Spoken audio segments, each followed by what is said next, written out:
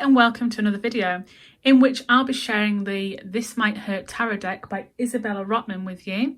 This is a tarot deck I purchased online via the Little Red Tarot, a UK based shop.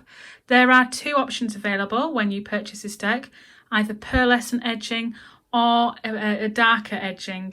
There is a guidebook that comes with the deck, and the box itself when it arrives is all nice and shiny. And it is a magnetic open and close. You have the little rose inside there.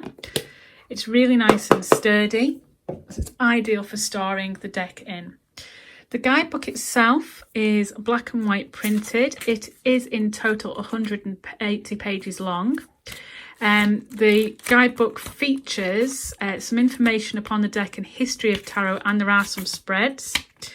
And then each card is given a double page spread. So these are the major arcana cards here, as you can see, but the minor arcana cards are also given a double page spread. So it's a really nice little book. In fact, it's a really helpful little book. If you are a beginner reader or an advanced reader, this should cover you nicely. So we'll now have a look at the cards. Okay, so here we have the cards. As you can see, they are pearlescent, shiny edged. The backs are reversible. This is a beautiful deck for shuffling. I don't know if you can hear it, but it's just so smooth and so easy to shuffle. So let's take a look through the images here. We have the Fool. This is based on the traditional Rider-Waite deck, and it is so modern, so diverse, so inclusive. I just adore the This Might Hurt Tarot. I love the little dog chasing him there, look. You have the Magician. This is one of my favourite cards within this deck. It's just so colourful and bright and happy. The High Priestess sat on her moon with her book by the Tree of Growth. It's perfect. The Empress sat in her natural position in nature with the leaves and the trees and the grass and the crown of stars there. It's beautiful. And the Emperor, the man in charge, if you will, and the Hierophant, that traditional leader. And then we have the Lovers, a beautiful card, and the Chariot, and she's riding motorbikes here. I love how diverse this deck is, how it's inclusive to everyone, and how things are modernised, like the motorbikes rather than horses, you know. It's just far more up to date. Then we have Strength. I love that the lion there is wearing a rose necklace too. The Hermit. Oh, this card's just so pretty. Just shouts winter to me. It's lovely. The Wheel of Fortune. I don't know why, you know, the facial expression and everything. I just think of the Destiny from Pirates of the Caribbean. It's a beautiful card. Okay, Justice. She looks cool, doesn't she? Just hanging there with me scales. Everything's going to be fine. The Hanged Man. Now, if you look at his face, he actually looks quite happy to be hanging there. Just hanging around with a bird on his leg. No problems. Death. I like that we have a skeleton riding a horse here. While this guy here is praying, and we have someone under the horse. But then we have a kid quite happily looking up there. No problems whatsoever. Temperance, this balance. The cup is literally overflowing and the flow is going back into the water there. This balance. The Devil.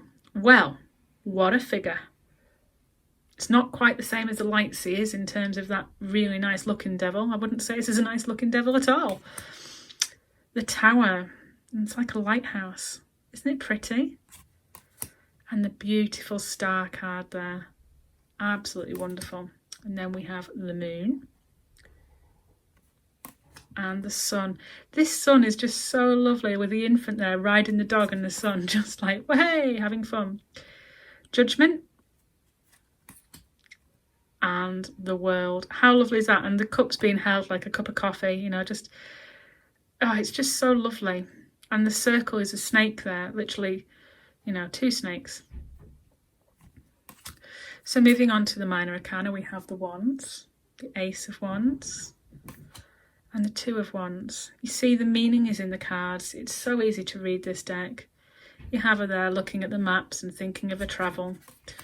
And the Three of Wands, she's looking out of the window there with her notes and her journals, looking towards the future, planning her journeys. And then we have the Four of Wands. How cute is that? A little celebration. And then the Five of Wands. See, dogs having an argument. Not really a serious fight, a dog fight. And then we have the Six of Wands. And the Seven. These cards are just so awesome. This is one of my favourite decks. Eight of Wands, and you can see the speed there. And the Nine of Wands. Keep going, keep working, keep trudging. And that burden for the Ten of Wands, with a bird even on top of the logs. And we have the Page of Wands. And the Knight of Wands.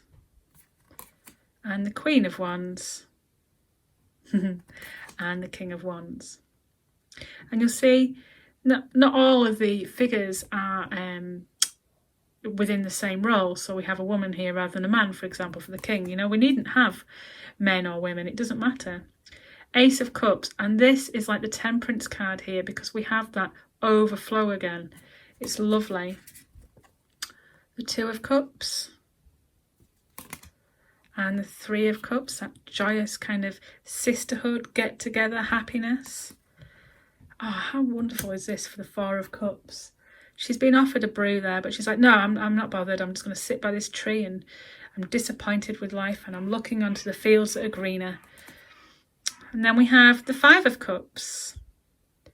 It really does just tell it in a picture, doesn't it? You can see the meaning there. How beautiful for the Six of Cups. And then the Seven. And the Eight. And the 9 and the 10. This is such a lovely card. I mean, it's always going to be. The 10 of Cups is a happy card, but yeah. And I always associate this card with my son. Like just looking at the fish in the bag, you know, imagining things, just happy in my own head. And the Knight of Cups. And the Queen of Cups. And the King. Yeah. If you read the guidebook, it explains where some of the cards came from, like some of the images. So this is actually based on Isabella's grandfather, I believe. So yeah, if you read the guidebook, it does give you some information where the images, you know, were kind of inspired from. Ace of Swords. The Two of Swords. Oh, the Three of Swords. How sad is that? And the Four. And the 5, and the 6, and the 7. See, these cards just, you don't need to be able to read tarot really to even read them. They're that clear. 8 of Swords, and the 9, and the 10. Ouch. And then we have the Page of Swords, and the Knight. And the Queen and the King. So finally we have the Pentacles. I love this card. It's just so happy. The Ace of Pentacles. And the 2. And the 3. And the 4. And the 5. And then we have the 6 of Pentacles. And the 7. And the 8 is happy at work there, look. Happy at work. And the 9, that abundance and contentment. And the 10, you can see there the family, happy, content, at ease. And the Page. And then we have the Knight. And the Queen. And finally, the King of Pentacles. So there we go. This is the This Might Hurt Tarot. It shuffles really, really, really nicely. I could just sit here and shuffle this deck all day. I would recommend this tarot deck to any level of tarot reader because the images speak for themselves. It is such a wonderful deck. It is slightly expensive, but it is absolutely worth every penny. I hope you've enjoyed this walkthrough. Drop me a comment below. Don't forget to ring the bell if you want to subscribe and have alerts. Thanks for watching. Take care and stay safe.